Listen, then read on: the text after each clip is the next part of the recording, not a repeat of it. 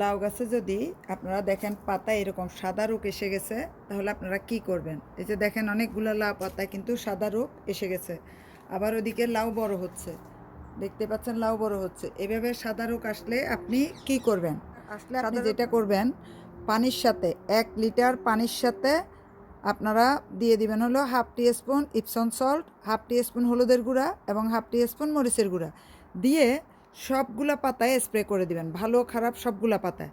আর যে পাতাগুলোতে বেশি সাদা রোগ এসেছে সেই পাতাগুলো যেটা করবেন সেটা হলো কেটে ফেলে দিবেন। এই পাতাগুলোর থেকে অন্য পাতাগুলো নষ্ট হবে, এগুলা কেটে ফেলে দিবেন। অনেক সময় বাগানে আপনারা মাকড়সার জালগুলো ফেলে দিবেন অথবা ইপসন সল্ট দিয়ে মাকড়সার জালগুলোতে স্প্রে করে দিবেন, তাহলে এই যে এই পাতার রোগটা চলে যাবে। যেখানে মাকড়সা আছে কয়েকটা, আমি আগে খেয়াল করিনি, এখন মাকড়সাগুলো জালগুলো ফেলে দিতে হবে, তাহলে আর এই সমস্যাটা থাকবে না।